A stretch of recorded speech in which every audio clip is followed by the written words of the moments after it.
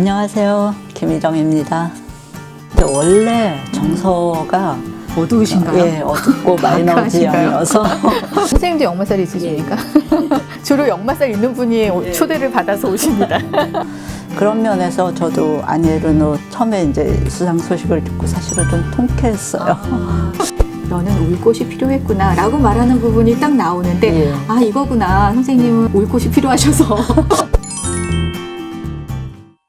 네, 안녕하세요. 문학 팔레트 김석희입니다. 지난 여름에는 세계 최초로 트랜스포머 나노로봇을 개발하신 김민중 교수님을 모시고 인터뷰를 했었는데요. 많은 분들께서 문학 팔레트 인터뷰를 기다려주시고 응원해 주셨습니다. 깊이 감사드리고요. 더 자주 인터뷰 프로그램을 소개해드리지 못해서 죄송하게 생각합니다. 문학 팔레트 인터뷰는 팬데믹이 시작될 무렵에 일본 작가 호시노 도모유키와 한국의 팬 여러분들을 연결하는 목적으로 처음 문을 열었습니다. 그동안 화가 음현정 선생님, 소설가 반수연 선생님, 그다음에 음악여행가 신경화 선생님을 모시고 인터뷰를 했어요. 돌이켜보니까 화가 음현정 선생님을 제외하면 다른 분들은 모두 해외에 계시거나 아니면 해외여행을 하신 분이었더라고요. 그래서 오늘 모시게 될 분도 정말 우연찮게 해외여행을 많이 하시고 그 여행을 문학작품으로 만드신 분이에요. 그래서 오늘은 소설가 김희정 선생님을 모시고 사람 사는 이야기를 좀 나누어 볼까 합니다.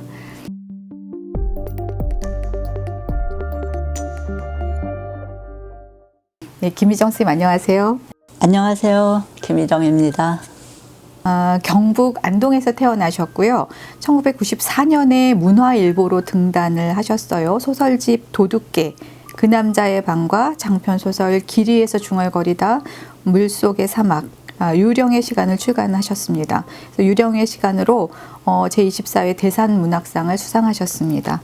예, 굉장히 뭐 짧게 이렇게 정말 폭력적으로 짧게 이렇게 소개를 하다 보면 주로 이렇게 언제 등단하셨는지 아니면 뭐 어떤 상을 받으셨는지 이런 식으로밖에 설명할 수가 없게 되는 것 같아요. 그래서 사실 이런 소개가 조금 작가 선생님들한테 죄송하기도 하거든요. 저는 이제 선생님 작품을 읽으면서 여행을 초점으로 두면서 여행 문학이라고 해도 되나? 막 이러면서 제가 선생님 작품을 봤는데요. 예, 우선 김희정 선생님 등단 과정이나 뭐 이런 제가 미처 말씀드리지 못한 그런 과정이나 이런 어떻게 소설을 쓰시게 됐는지 뭐 이런 이야기를 좀 간단히 해주시면 어떨까요?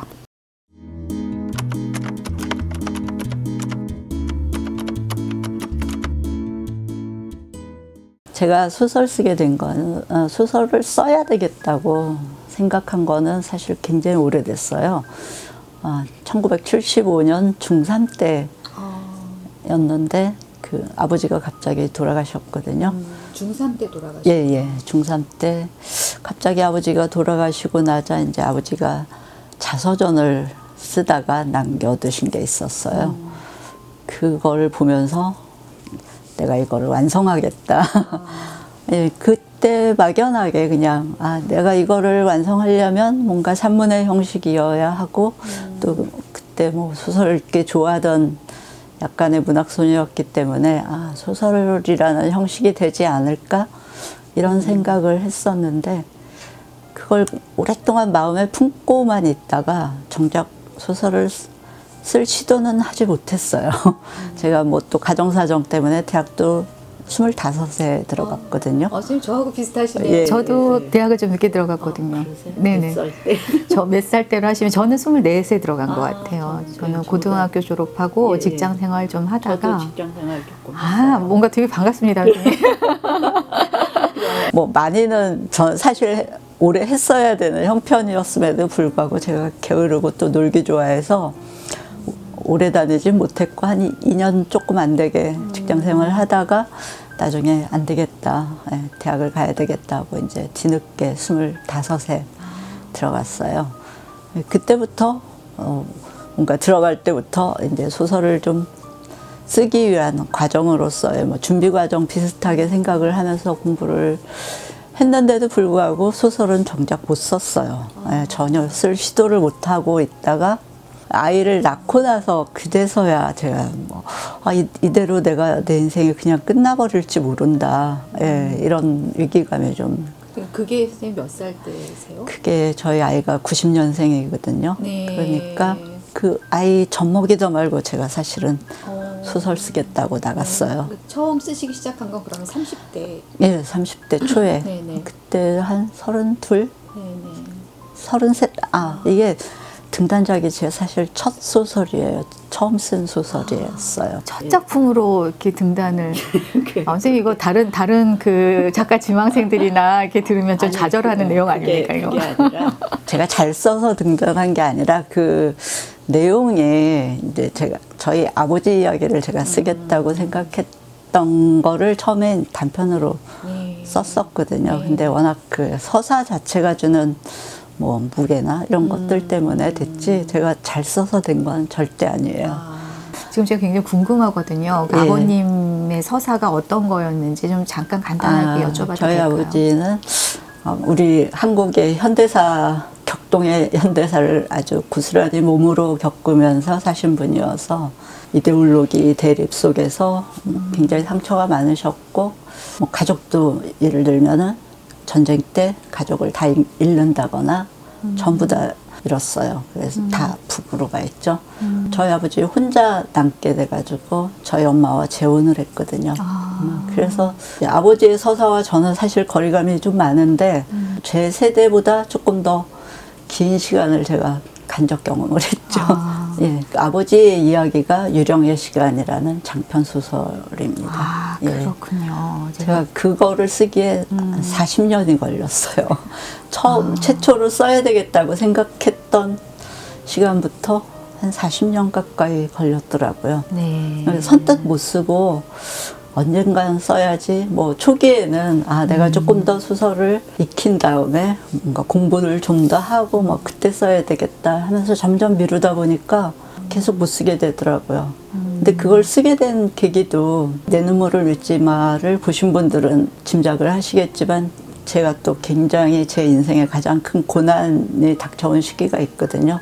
그제서야 내가 이걸 못 쓰고 죽을 수 있겠구나. 늘 저는 좀 비장하게 네네. 처음 소설 쓸 때도 내 인생이 이렇게 끝나겠구나 하면서 썼던 거와 같이 또 이 유령의 시간 쓸 때도 제일 큰 위기감이 닥쳤을 때 그때 제가 제일 먼저 한 게 소설 쓰기였어요. 보통 위기가 닥치면 그 위기에 집중하잖아요. 근데 그 위기를 그냥 목전에 두고 뒤로 한 채 그냥 소설을 쓰셨다는 얘기네요. 제가 그때 이제 뭐 경제적 파산 이런 문제였는데 집 팔려고 내놓고 뭐 온갖 걸 팔 수 있는 걸 다 팔려고 내놓기만 하고 일단 제일 먼저 노트북 들고 도서관으로 가게 되더라고요.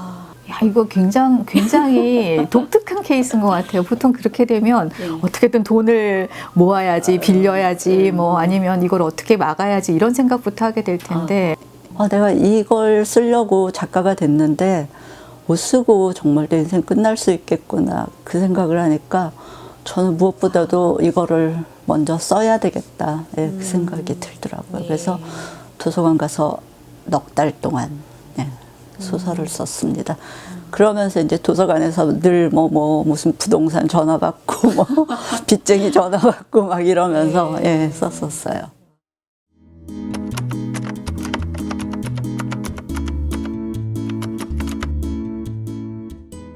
네, 그런 과정을 거치시면서 이제 선생님의 문학을 완성해 오신 거네요. 네, 그래서 그러신지 모르겠는데 제가 선생님 작품들을 읽으면서 이렇게 공통적으로 느낀 거는 굉장히 그 고난과 가난이라는 서사가 전반적으로 흐르고 있다라는 생각을 했고요. 특히나 그 내 눈물을 믿지마 같은 경우에는 베트남전이나 스페인 내전의 그 상흔이 담긴 곳을 이렇게 여행하시는 이야기가 나오잖아요.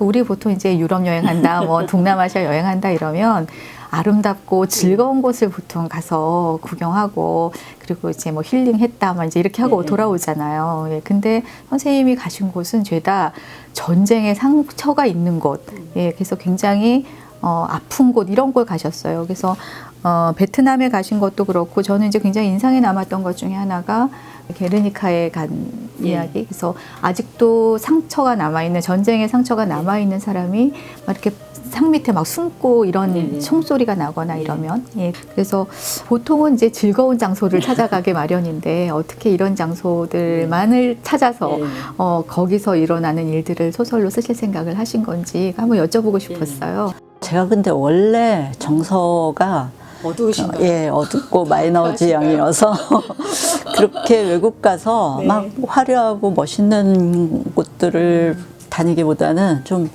뭔가 황무지나 뭐 폐허나 뭐 쓸쓸하고 뭐 이런 데를 좀 많이 다니긴 했어요. 팔자가 그런 건지 제 정서적 지향점이 좀 그렇긴 한데 이제 특히 이 시기에는 더 그랬던 것 같아요. 예를 들면은 스페인도 마드리드에 제가 석 달 있었거든요. 제일 먼저 갔던 곳이 게르니카였어요. 그때 이제 제 정서가 경제적 파산이라는 게 사실 자본주의에서는 개인에게는 거의 전쟁과 버금가는 상황들이잖아요. 그래서 더 뭔가 친화감이 있었는지 모르지만은 제가 가고 싶었던 곳들은 다 그런 곳이었어요. 예, 게르니카가 저는 뭐 구체적인 계기로는 사실은 마드리드 그 소피아 미술관에서 게르니카 그림을 먼저 봤어요. 피카소의 예, 피카소 그림을 봤는데 제가 피카소를 그 전까지 별로 안 좋아했었거든요. 왜 안 좋아하셨습니까? 아니 너무 많이 누린 살아생전에 너무 많은 걸 누린 사람이라는 편견이 있어서 그리고 또 너무 유명한 사람을 그렇게 썩 좋아하지도 않고 뭐 그래서 뭐 안 좋아한 것보다 크게 관심이 없었죠. 근데 게르니카를 보고 그림을 보고도 물론 충격을 받았지만은 저는 굉장히 인상적이었던 게 그 게르니카라는 대작을 그리기 위한 과정이 그 같이 옆에 전시가 돼 있었는데 그 거장이 굉장히 많은 처음에 구상했던 그림에서부터 스케치부터 마지막 단계까지 수정을 굉장히 많이 했더라고요. 그 과정을 보면서 굉장히 감동을 받았어요. 예, 그때 제가 석 달 있으면서 그림과 굉장히 친해졌거든요. 스페인에서는 이상하게 그림을 많이 보게 된 여행이었어요. 선생님 그럼 베트남은 어떻게 가게 되셨습니까? 베트남은 그때 제가 뭐 뭔가 상금을 받을 일이 있었는데 어떤 상금? 대산문학상을 받아서 대부분의 돈은 이제 상금은 빚을 갚고 예, 저를 위해서 뭔가 하나는 보상을 좀 해야 되겠다 싶어서 한 달간 베트남 가서 소설을 한 편 써오자. 베트남이 물가가 싸니까 뭐 여기서 지내는 것보다 조금 더 그 정도더라고요. 그래서 나도 이런 거 한번 해보자 싶어서 이제 1월 1일 날 갔어요. 베트남에 한 달 일정으로 가서 그때 청탁받은 소설이 있어서 그거를 써가지고 오면 나는 충분하다 하고 갔는데 뭐 다니지도 않았고 다낭에서 그냥 한 달 지냈었거든요. 굉장히 아름답다고 들었어요. 예, 근데 제가 있던 곳은 또 여행객들이 많은 곳이 아니라 주택가였어요. 예. 거기에 아는 친구의 친구가 그래서 숙소를 뭐 하나 오픈했다 그래서 거기서 지내면서 동네 산책하고 뭐 이러고 지냈었는데 한 열흘 정도 지나서 우연히 그 하미마을과 폭리폭로 그 평화기행팀을 따라서 가게 됐는데 그때 물론 저는 알고 있었거든요. 그런 사실들을 충분히 알고 있다고 생각하고 갔는데도 불구하고 가서 보니까 너무 다르더라고요. 느낌이. 정말 그 일들이 얼마나 참혹한 일들이었는지 이런 것들을 보면서 좀 충격을 많이 받았어요. 예, 그래서 그 전까지 쓰던 소설들을 다 버리고 그날 와서 밤에 다시 쓰게 된 게 하미연꽃이거든요. 예. 그거 쓰고 또 다음에 지나서 홍리를 쓰게 됐는데 홍리도 거기에 나오는 주인공이 저와 동갑이에요. 네, 응우엔 티탄이라는 분이 실제 인물인데. 응우엔 씨가 사실 되게 많아요. 우리 김 씨처럼. 응우엔 씨가 응우엔이란 성이 가장 많다고 그러더라고요. 그래서 저 처음에 가서 봤을 때 응우엔이 왜 이렇게 많은가 했는데 그분이 저와 동갑이었어요. 그리고 실제 소설에도 나오지만 두 번째 그분을 두 번 만났는데 두 번째 갔을 때는 이렇게 동갑인 걸 알고 우리 친구다 그러면서 뭐 정말 소설에 나오듯이 이렇게 어깨 동무를 하고 가다가 제가 손이 스르륵 내려갔어요. 이렇게 툭 탁 떨어졌는데 그분의 이 복부의 상처에 제 손이 가서 닿았던 거예요. 그 상처라는 게 사실 굉장히 추상적인 개념으로 생각을 했었는데 손끝에 닿는 감촉에서 너무 놀라서 저는 안 닿은 듯이 아는 척을 못하고 그냥 이렇게 손을 내리긴 했지만은 그 감촉은 저에게 지워지지 않고 남더라고요. 그래서 그 소설을 쓰게 되고, 예, 저로서는 굉장히 정말 쉬러 간다는 생각으로 갔던 베트남이었는데 어떻게 또 베트남의 상처와 그렇게 만나게 되는 계기였습니다. 선생님 지금 여러 가지 얘기를 해주셨는데 물론 많으시겠지만 그 작가로서 독자들에게 이 대목은 내가 꼭 한번 읽어주고 싶다 하는 대목이 있으시면 한 대목만 좀 읽어주실 수 있을까요? 저는 인도를 배경으로 한 소설인데요. 제가 좀 저를 많이 실었던 소설이어서 네, 선생님 몇 페이지일까요? 36쪽의 마지막 장면인데 저도 이 작품이 되게 인상에 남았어요. 네. 이 실제 제가 바라나시라는 그 도시에 가서 사실 이 선생님 지금 펼치라고 하신 이 페이지에 제가 가장 인상 깊게 읽은 대목이 있습니다. 꼭 왠지 거길 읽어주실 것 같은 느낌이 드네요. 네. 예, 이게 사실과 허구가 아주 적절하게 섞여 있어서 전부 다는 아니지만 허구도 많이 들어가는 소설인데 여기를 읽어드리겠습니다. 다음 디아에 불을 붙였다. 메리골드 꽃이 짓눌려 있었다. 손가락으로 가만히 꽃잎을 편 뒤 두 손으로 강물에 띄웠다.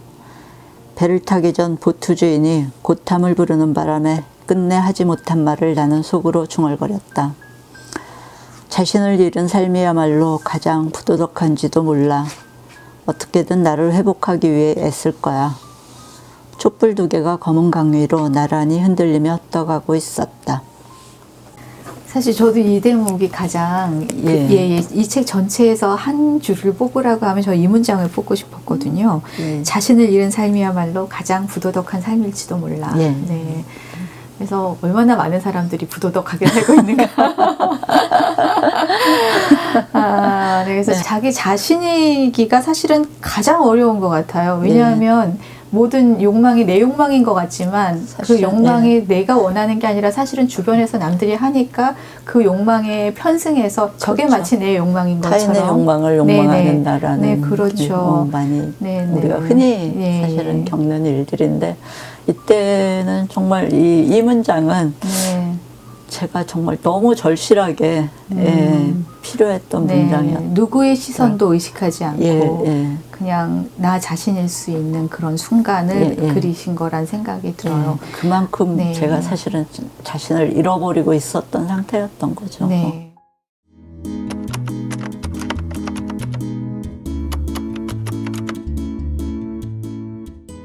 선생님 정서와 선생님 전공도 좀 저는 제가 지금 말씀을 듣다 보니까 관련이 있을 것 같아요.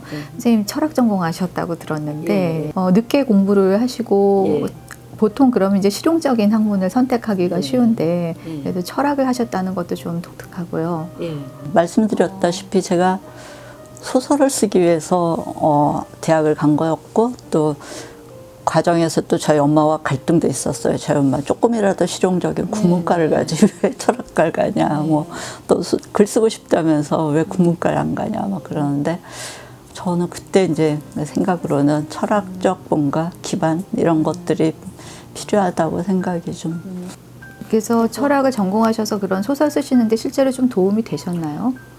오히려 철학을 제대로 공부도 못하고 더 안 좋았어요. 나중에 요즘은 그때 철학을 좀 제대로 공부를 했어야 되는데 너무 왔다 갔다 했다는 후회도 하는데 그래도 뭐 어쨌든 제가 뭐 전혀 없지는 않았겠지만은 철학하면서 했던 이 뭔가 관습적인 개념화되어 있는 사고 뭐 이런 것들을 좀 해체를 시켜야 했던 시기도 좀 있었어요. 어쨌든 인간의 밝고 아름다운 부분보다는 굉장히 어둡고 다크한 심연을 보고 싶은 욕구가 원래 있으셨지 않나 하는 생각이 저는 듭니다. 그게 뭐 저의 개인적인 또 뭐 취향이기도 하지만 근데 사실은 문학의 자리가 그런 곳이 아닌가 싶어요. 문학이 밝고 아름답고 예쁘고 뭐 이거를 얘기하는 문학은 사실 거의 없잖아요. 그렇죠. 인간의 어두운 면, 뭐 감춰진 이면, 뭐 상처나 아니면 고통이나 모순이나 뭐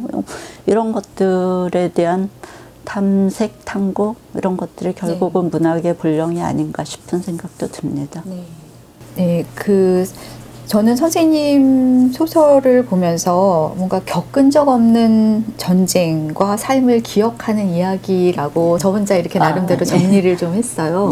예, 그래서 어린 소녀가 닭을 키워서 처음으로 낳은 달걀을 엄마에게 주죠. 근데 베트남 이야기였습니다. 그렇죠? 네, 그래서 엄마는 그 달걀을 한국군한테 또 주죠. 그러면서 한국군은 아빠랑 같은 편이니까 이거 한국군이 먹으면 아빠가 먹는 거나 똑같아 라고 얘기를 하죠. 근데 바로 달걀을 먹었던 그 한국군의 손에 온 가족이 총살을 당하는 그런 이야기가 나오더라고요.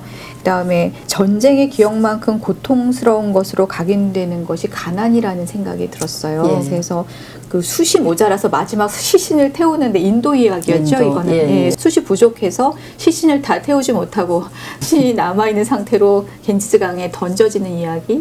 그래서 그런 이야기들을 보면서 선생님은 전쟁과 가난을 같이 이렇게 같은 선상에 놓고 사유를 하시는 분이라는 생각을 했거든요.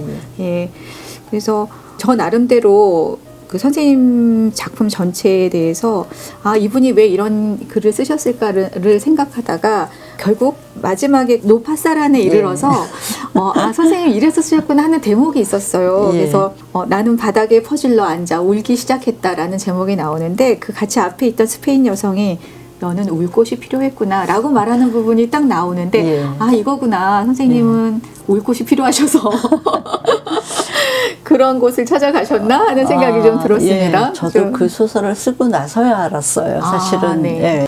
물론 제가 기본적으로 역마살이 있고 선생님도 역마살이 있으십니까? 역마살 있고 주로 역마살 있는 분이 초대를 받아서 오십니다. 그 여행하는 걸 좋아해요. 틈만 나면 어딘가를 가고 싶어 하고 사실은 오래 한 곳에 있으면 뭔가 좀 불안감을 느낄 정도로 어디 다니는 걸 좋아하는데 그럼에도 불구하고 제가 그 어려운 시기에 사실은 경제적으로 어려운 시기에 오히려 외국을 더 많이 갔었거든요. 물론 이제 뭐 제 돈으로 간 경우는 많지 않지만 운이 좋아서 뭐 이렇게 갈 기회들이 생기고 레지던스 프로그램으로 두 번을 갔었고 또 잡지 취재 뭐 이런 의뢰를 받고 가기도 했는데 어쨌든 기회가 되면은 저는 꼭 갔거든요. 그리고 한 군데 가면은 거기서 또 갈 수 있는 곳으로 또 더 가기도 하고 잘 활용을 한 셈이죠. 그 기회들을. 근데 나중에서야 제가 그 노파사란을 조금 늦게 썼는데 쓰고 나서 생각하니까 제가 왜 그렇게 길을 쓰고 다녔을까. 그거를 생각하다 보니까 정말 올 곳을 찾아서 다녔 게 아닌가 뭐 이런 생각이 좀 들고 또 이 소설을 읽는 분들께서 신기하게 그거를 다 거기에 이렇게 초점을 둬서 읽어주시더라고요. 그래서 저도 그랬어요. 글쎄요. 선생님 같이 말씀하시는 분들이 몇 분 계셨어요. 깜짝 놀랐어요. 이렇게 다 보이는구나. 저도 몰랐던 것들을 제가 소설 다 써서 모아놓고서야 오히려 발견하게 된 것들인 것 같아요. 울 곳이 필요했다는 게. 저는 그 선생님 그 작품 안에서 펑펑 우는 그 장면을 보면서 왠지 제가 펑펑 울고 난 것 같은 그런 좀 속 시원함 같은 걸 느꼈어요. 이걸 이제 문학적인 카타르시스라고 할 수가 있겠죠. 사실 작가로서 그게 최고의 뭔가 공감이랄까? 뭐 그래서 제일 고마운 일들이죠. 그게 문학의 가치일 수 있겠죠. 슬픈 사람과 함께 울어주는 문학. 그게 진짜 위로일 거고요. 선생님 조금 엉뚱한 질문이 될지 모르겠는데요. 문득 그 톨스토이의 사람은 무엇으로 사는가 라는 제목의 작품이 생각이 나면서 선생님께 작가는 무엇으로 사는가라는 질문을 좀 드리고 싶어지네요. 선생님 책을 보면 굉장히 어렵게 살아가는 작가들 이야기 초반에 이렇게 나와요.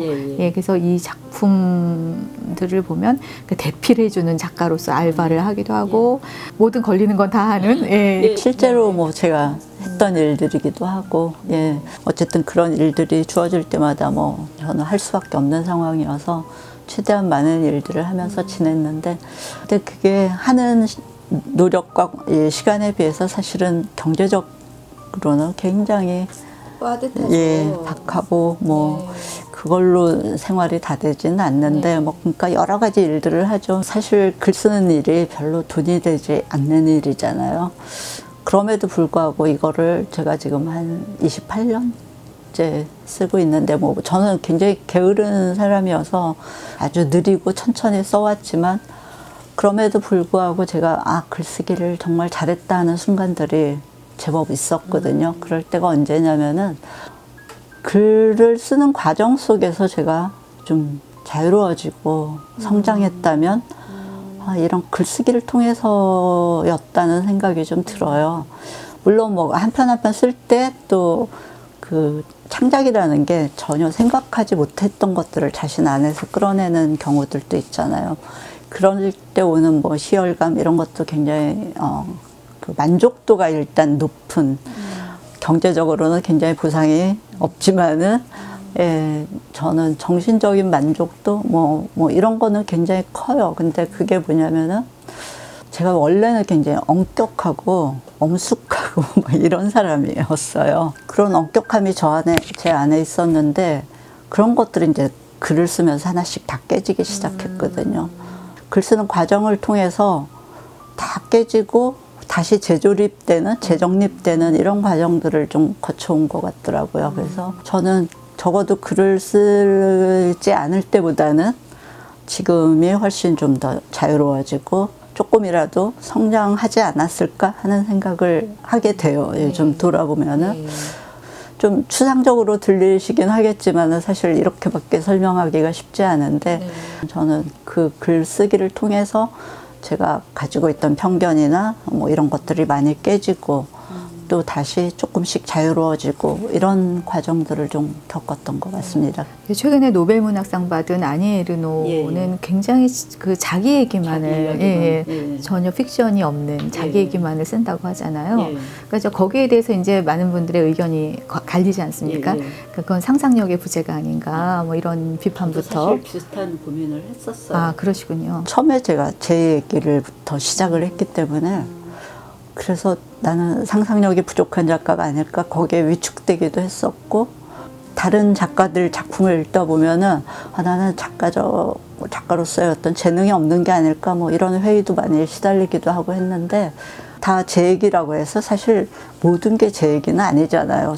제가 그렇게 다양한 경험을 했을 리도 없고 또 뭐 각각의 인물들에게 저를 숨기기도 하고 드러내기도 하고 또 뭐 바꾸기도 하고 이러면서 썼었는데 그럼에도 불구하고 저는 발표한 모든 소설들은 제 이야기라고 생각하거든요. 뭐 그게 인물이 남자든 아니면 뭐 아주 오래전 인물이든 저를 거기다가 어쨌든 실어서 썼기 때문에 제 이야기라고 생각이 들고 그런 면에서 저도 아니 에르노 처음에 이제 소식을 듣고 수상 소식을 듣고 사실은 좀 통쾌했어요. 예, 그러셨겠어요. 예, 굉장히 통쾌한 기분이 좀 들더라고요. 선생님 혹시 좋아하시는 작가가 있으신가요? 그러니까 뭐 한국 작가든 외국 작가든. 뭐 물론 많죠. 근데 저는 그 남미 소설가들을 좋아해요. 예. 영혼의 집도 좋아하고 그 마르케스는 그러니까 제가 그렇게 못 쓰기 때문에 좋아해요. 굉장히 좀 의외라고 생각했습니다. 아니 에르노나 이런 사람처럼 통쾌하다고 하셨기 때문에 그런 작가가 좋아요라고 하실 줄 알았는데 그게 아니라 아니 에르노 재밌게 읽었는데 오히려 상상력을 기반으로 하는 소설들을 그게 제가 못하는 거기 때문에 그런 작가들 작품을 읽으면서 부러워하죠. 그러시군요. 근데 요즘은 저는 기본적으로 요즘은 이렇게 역사적 배경이 있는 소설들을 좋아하게 돼서 조금 이제 개인 서사에서 조금씩 변하고 있다는 생각이 들어요. 네. 그 향후에 어떤 소설을 쓰고 싶으신지가 지금 궁금해져요. 지금까지는 뭐 사실적인 이야기들을 끌어내서 쓰셨고 또 그렇지만 내가 좋아하는 소설은 마르케스의 소설이다. 이런 말씀을 지금 서로 약간은 상반돼 보이는 이런 말씀을 지금 해주셨기 때문에 앞으로 어떤 작품을 쓰실지가 좀 궁금해집니다. 제가 그 출발은 어떤 개인의 상처나 이런 것들에 좀 집중해서 그 안에서 인간에 대한 탐구, 뭐 인간의 모순, 뭐 이런 것들을 드러내고 싶어서 소설을 썼었는데 유령의 시간을 쓴 이후로 제가 좀 관심이 달라지더라고요. 그래서 여기 내 눈물을 믿지 마에도 뭐 전쟁이나 이런 이야기들이 많이 나오는데 상처받은 개인들 뭐 이런 데 관심이 많아졌고 또 그전에도 물론 관심이 없지는 않았지만은 그거를 쓰기가 좀 두려웠거든요. 근데 요즘 최근 들어서 써야 되겠구나 하는 결심들을 좀 여러 번 하게 되는 계기들이 있었어요. 그래서 뭐 지금 장편을 준비 중인데 20, 30년대를 배경으로 한 독립운동가들인데 좌파 독립운동가들의 이야기를 쓰려고. 굉장히 흥미로운데요. 선생님께서 어떤 식으로 그런 부분들을 풀어내실지 저 굉장히 관심이 갑니다.